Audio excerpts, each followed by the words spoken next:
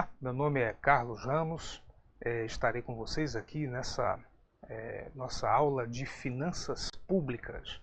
É a primeira aula do nosso curso voltado aí para a preparação, para o concurso do CAGE Rio Grande do Sul.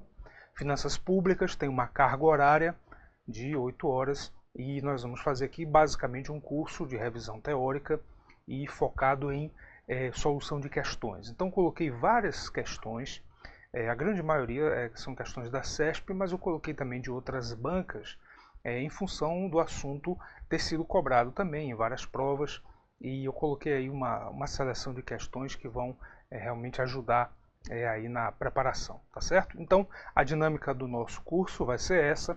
Eu vou já começar a resolver algumas questões, dando ali a justificativa teórica, a resposta ao conceito, e no nosso material escrito que acompanha o curso, você vai poder encontrar tanto a parte teórica, conceitual, quanto também as questões que a gente está tratando aqui na tela, tá bom? Então nós vamos começar colocando, portanto, aí uma primeira questão para a gente iniciar o tema das finanças públicas. Bom, finanças públicas, essa disciplina, ela focaliza basicamente a atividade financeira do Estado. O Estado, ele arrecada uma série de receitas, tributos, contribuições de melhoria, contribuições sociais, contribuições econômicas, lembrando aí lá alguns conceitos do direito tributário. É isso, dentro de tributos a gente tem os impostos, as taxas, as contribuições de melhoria. Além dessas receitas tributárias, o Estado também arrecada outras receitas como patrimoniais, por exemplo. Teremos aí a parte também de transferências, e ele aplica esses recursos arrecadados na realização de vários programas. Aí entra o papel também do gasto público, da despesa pública. O Estado ele vai investir em obras de infraestrutura, como também ele vai tentar aumentar a oferta de serviços básicos para a sociedade, como a saúde, a educação e assim por diante. Nessa atividade financeira, como o Estado ele é muito grande, como ele tem um grande impacto na economia do país, é necessário estudar os efeitos disso. Então, as finanças públicas, essa parte do conhecimento humano, inicia exatamente com as funções modernas do Estado, que são aquelas três básicas. As funções do Estado na atualidade, na ótica das finanças públicas, basicamente serão as funções alocativa, a função distributiva e a função estabilizadora. São muito cobradas em concurso. Função alocativa é o quê? Se refere ao Estado interferindo na maneira como o sistema econômico aloca os recursos produtivos. Ou seja, se não existisse o Estado, o sistema econômico formado pelas empresas, pelos consumidores, etc., iria alocar os recursos econômicos, terra, recursos naturais, trabalho humano, capital, máquinas, equipamentos, instalações, etc., iria alocar esses recursos na produção de certos bens e serviços. E quando o Estado entra em cena, ele altera a maneira como o sistema produtivo funciona. Então, toda vez que o Estado vai construir um hospital, por exemplo, ele está alterando o modo como o sistema econômico funcionaria. Ele está aumentando a oferta de serviços de saúde. Para isso, ele está mobilizando alguns recursos. Então, toda vez que se falar em função alocativa, vamos imaginar o Estado entrando em cena, aparecendo no sistema econômico e ampliando a oferta de alguns bens. Muitas vezes o Estado vai funcionar como se fosse um empresário. Por exemplo, se há algum setor da economia que não foi ainda muito desenvolvido, no passado nós tivemos no Brasil aí, digamos, lá nos anos 30, 40, o Estado começando a entrar em algumas atividades econômicas, na área de petróleo, de siderurgia, de mineração, etc. funcionando como se fosse uma empresa, criando empresas de fato estatais, ele está também realizando a função alocativa. Bom, a segunda função econômica do Estado que nós vamos encontrar na atualidade é a chamada função distributiva, através da qual, mais uma vez, o Estado vai interferir no funcionamento da economia. Mas de que maneira? Agora, quando nós tratamos da função distributiva, o que o Estado tenta fazer é interferir na maneira como acontece a distribuição de quê? Da renda. Parte-se da ideia de que o sistema econômico produz um certo volume de renda, né? Produz renda, riqueza, remuneração aos agentes econômicos, mas ao mesmo tempo em que a economia produz renda, ela também produz uma certa desigualdade, porque algumas camadas da população terão um incremento de renda maior do que outras. Algumas regiões do país, ao longo do tempo também, vão se desenvolver mais do que outras. O Estado ele entra em cena como um elemento que vai tentar reduzir as desigualdades, tanto entre as camadas sociais, quanto também entre as regiões. Então, para isso, para exercer a sua função distributiva, normalmente o Estado vai usar dois grandes instrumentos. O primeiro é uma tributação progressiva, através da qual o Estado procura cobrar mais imposto, mais tributos, de modo geral, daquelas camadas sociais que têm uma renda mais alta, e cobrar menos, né, daquela camada, né, da população que tem uma renda mais reduzida. E, do outro lado, o Estado vai destinar muitos recursos do seu orçamento para programas sociais e programas de transferência de renda. Ao fazer isso, o Estado está promovendo uma redistribuição da renda para tentar diminuir a desigualdade. Isso aí é uma das teorias que dá suporte, né, à chamada função distributiva. E a terceira e última função do Estado, na atualidade, a função estabilizadora, diz respeito ao controle dos ciclos econômicos. Função estabilizadora acontece porque o Estado ele intervém nos momentos de crise. Ele vai, mais uma vez, interferir no funcionamento do mercado quando acontece, digamos, uma crise econômica muito grande, o desemprego é muito elevado, há uma redução, né, do nível de atividade econômica, aí o Estado vai entrar em cena usando a política fiscal e a política monetária para tentar combater os efeitos da crise econômica. Isso pode acontecer também em situações em que, mesmo não havendo uma crise econômica, um desemprego muito forte, mas está acontecendo ali um aumento muito grande da inflação, né? Então, a inflação é o crescimento contínuo, generalizado dos preços, né, dos produtos na economia. O Estado também vai entrar em cena nesse caso, vai também exercitar a sua função estabilizadora, dessa vez aí focalizando o quê? O controle desse aumento de preços. Ele vai tentar combater a inflação. Então a gente vai associar a função alocativa a quê? A intervenção do Estado na maneira como a produção de bens e serviços acontece.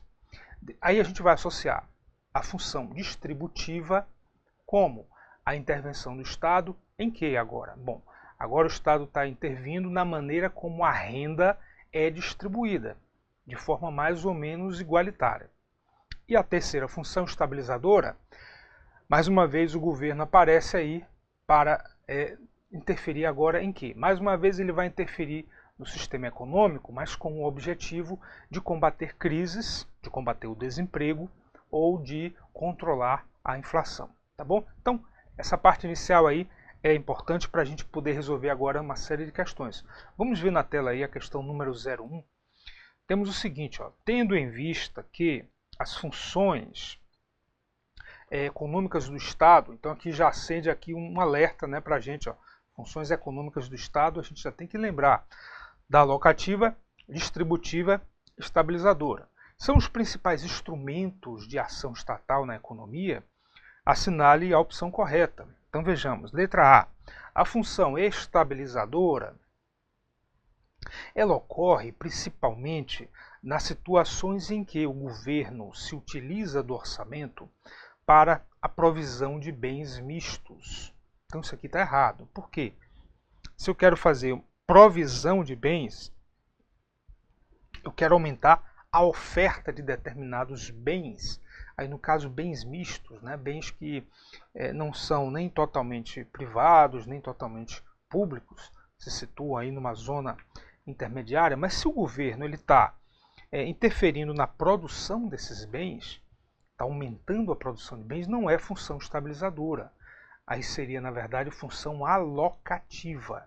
Muito cuidado, nas questões de concurso é muito comum as bancas misturarem, elas fazem muito isso, misturam os conceitos, né? Trocam aí o significado de cada função.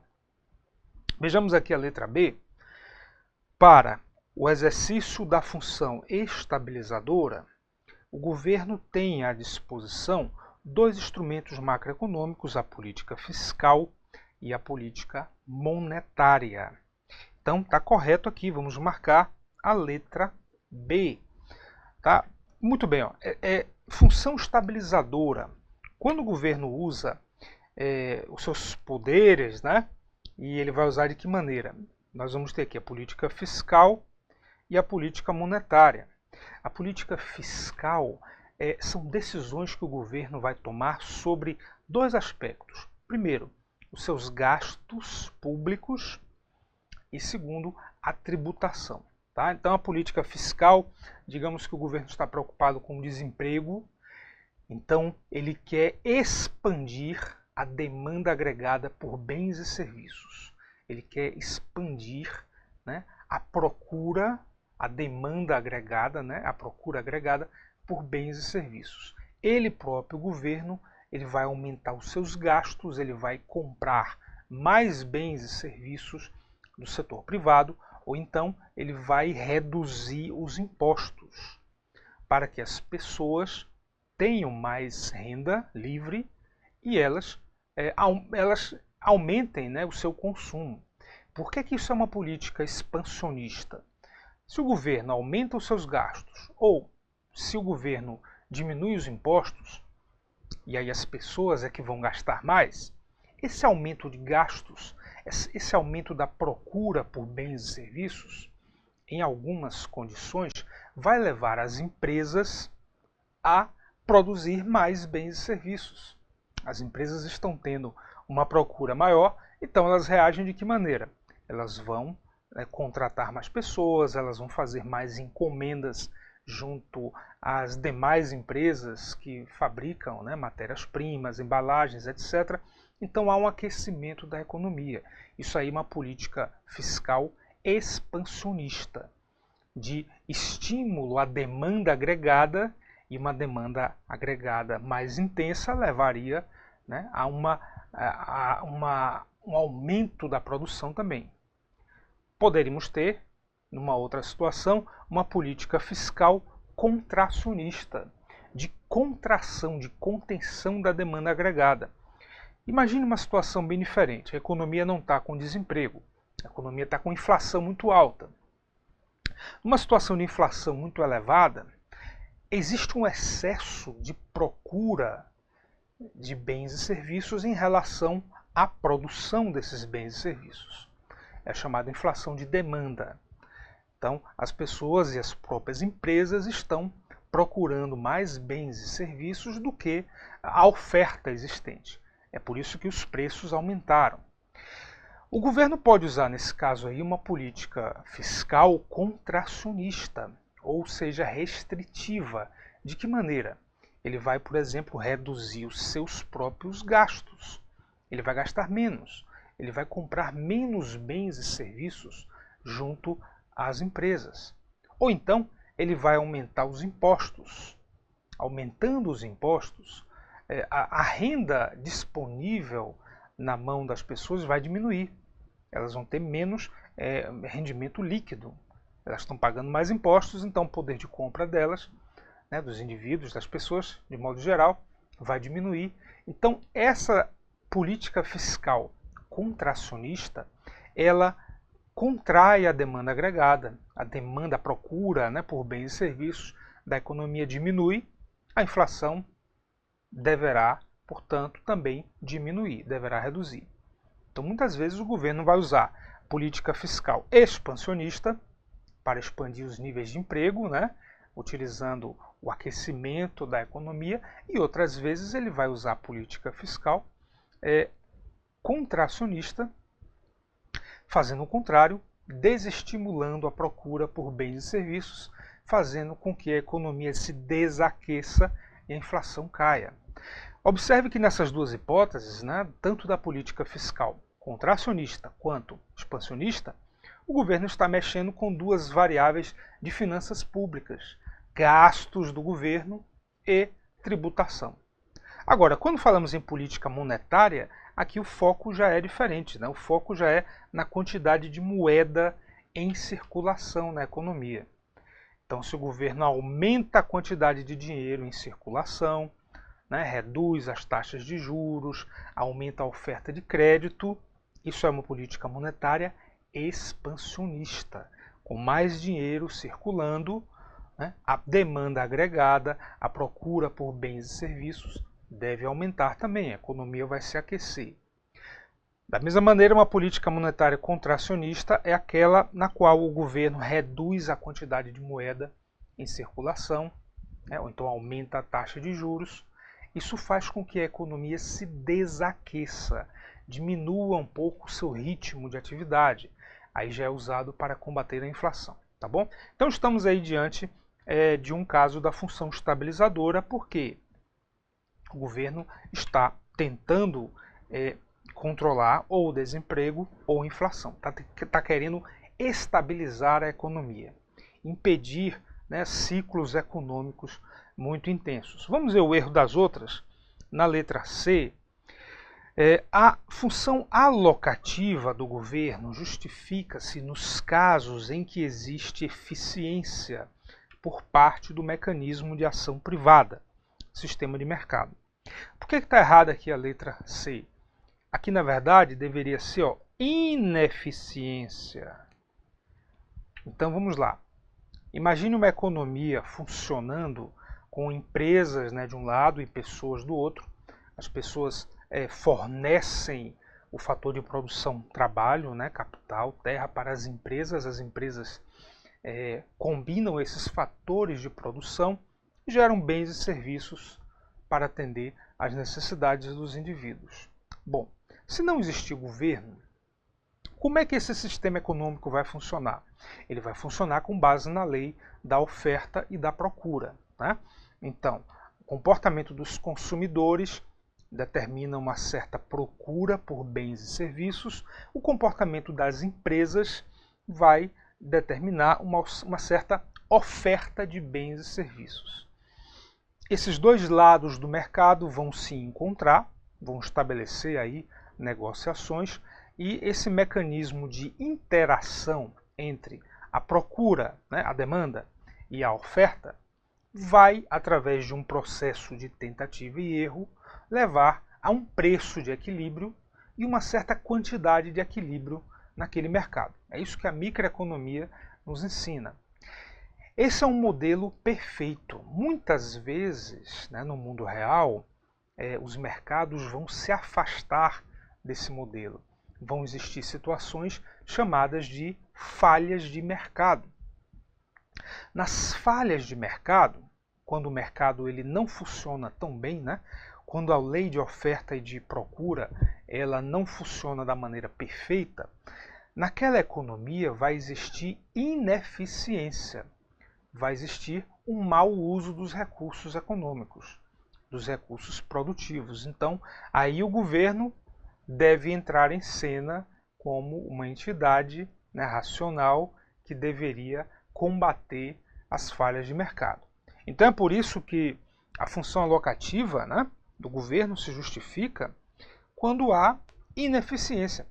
Muitas vezes, né, o governo vai criar uma empresa estatal, numa determinada atividade econômica, que existe demanda, existe procura por aquele bem, mas o setor privado, naquele momento, não tem o capital suficiente, né, para montar uma empresa naquele setor, naquele segmento. Isso aconteceu no Brasil, né, ao longo da nossa história. Então, no passado, quando o governo entrou no segmento de telecomunicações, né, algumas décadas atrás, quando o governo atuava nesse segmento, é porque havia uma falha de mercado. O setor privado não tinha ainda o capital suficiente, ou não tinha o interesse de, naquele momento, fazer esse investimento elevado.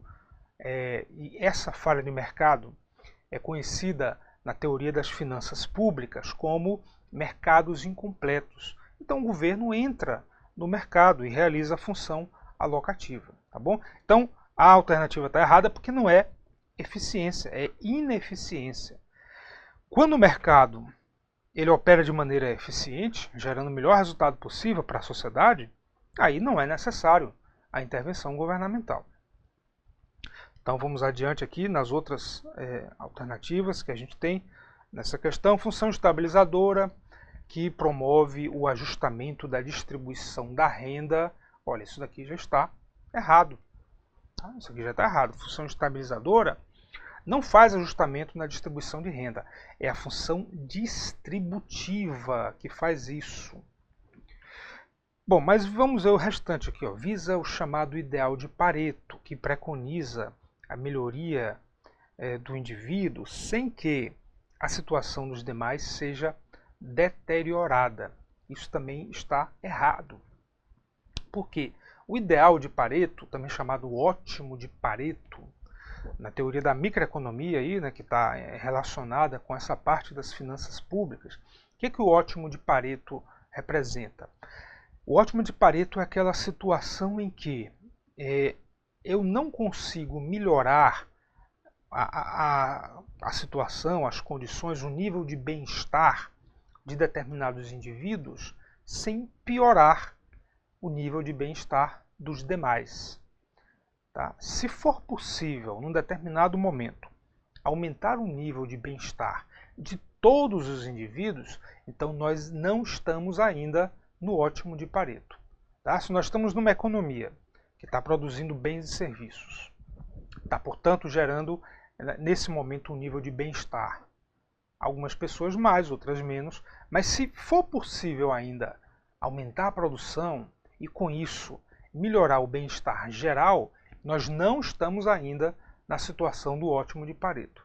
O ótimo de Pareto é uma situação limite, em que, para melhorar a situação de algumas pessoas, necessariamente outras deveriam ter uma redução no seu bem-estar. Aí sim nós estaremos numa situação de ótimo de Pareto, que não é o caso. Portanto, a letra D está totalmente errada. Depois aí nós temos a letra E. Para o exercício da função distributiva, o governo tem um único instrumento, denominado imposto de renda progressivo por faixas de renda. Isso está errado por quê? Porque não é um único instrumento. Na verdade, é um instrumento que tem que ser complementado por outro. Por quê? Esse imposto de renda progressivo, né, por faixas de renda, vai dizer o seguinte: a depender da minha renda individual, a depender da minha renda se enquadrar numa determinada faixa, eu vou ter que pagar imposto de acordo com uma certa alíquota, um certo percentual. O imposto progressivo de renda, como é que ele opera? Ele vai ter faixas crescentes de renda e percentuais também mais elevados. Então, eu recebo o meu salário, uma parte daquele salário se enquadra, digamos, numa alíquota de 10%. Um outro pedaço já entra aí numa alíquota de 15%. Uma outra parte já vou pagar ali uma alíquota de 20%. Então, isso aí é um lado da função distributiva. Porque aquelas pessoas que têm um rendimento mais alto estarão sendo tributadas de forma mais intensa. Mas para completar a função distributiva, é necessário agora observar o que vai acontecer no tocante aos gastos. Então aí o governo vai fazer o quê? Vai fazer programas de transferência de renda. Por exemplo, Ele vai criar, né, algum tipo de transferência de renda, né, alguma bolsa, por exemplo, Bolsa Família opera com essa lógica. Então, famílias que estão numa situação de muita pobreza, com dificuldades até de subsistência, de sobrevivência, vão receber um valor, né, do governo. O governo vai, né, entregar esse valor nas mãos dessas pessoas. Aí completa, sim, a função distributiva. Eu estou tributando de maneira mais intensa aqueles que seriam os mais ricos na sociedade e estou transferindo, né, eu, governo, estou fazendo isso, estou transferindo parte dessa renda para as camadas mais pobres.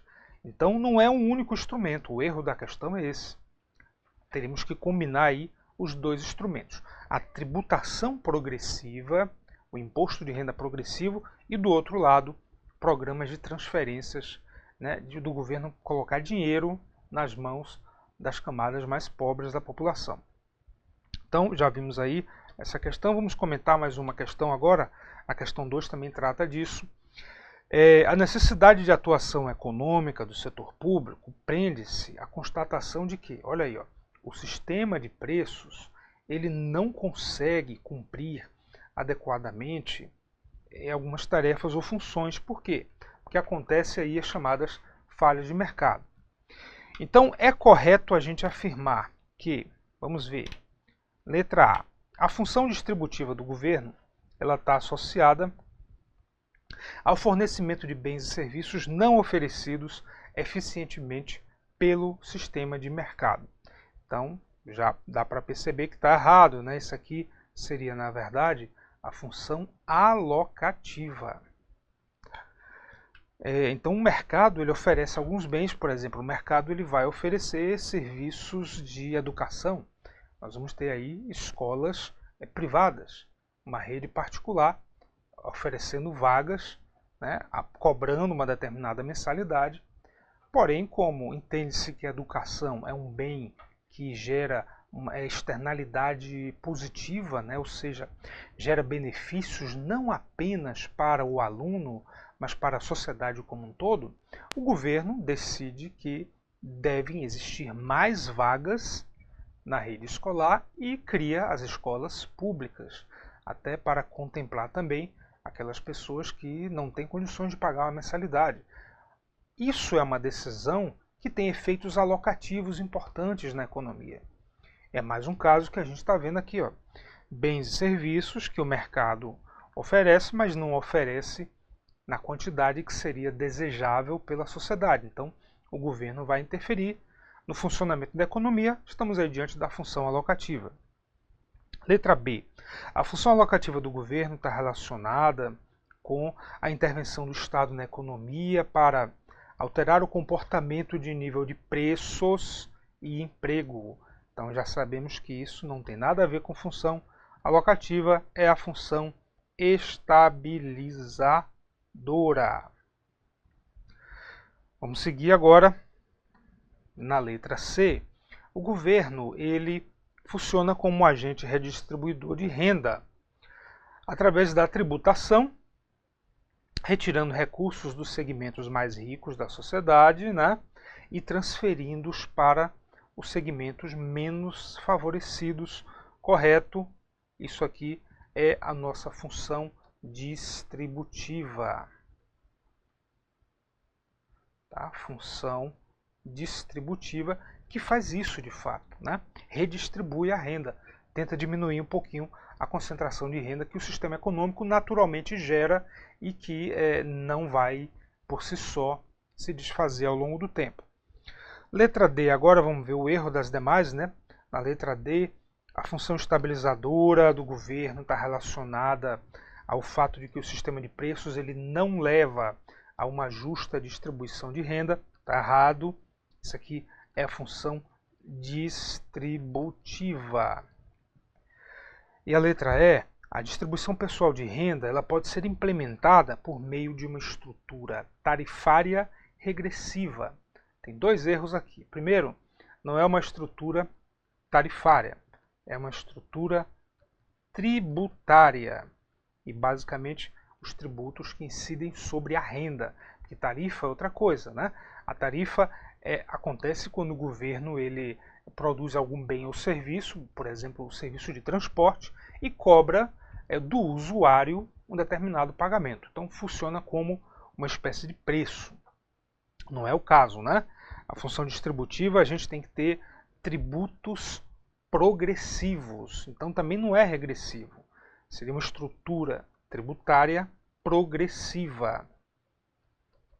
O que seria um tributo regressivo? É aquele que o percentual em relação à renda vai ser menor para as camadas de renda mais altas. Então, um imposto desse tipo, na verdade, ele iria aumentar a concentração da renda. Ele iria tributar menos as camadas sociais mais ricas. Ok? Com isso também nós finalizamos essa questão e terminamos aqui esse primeiro bloco de questões.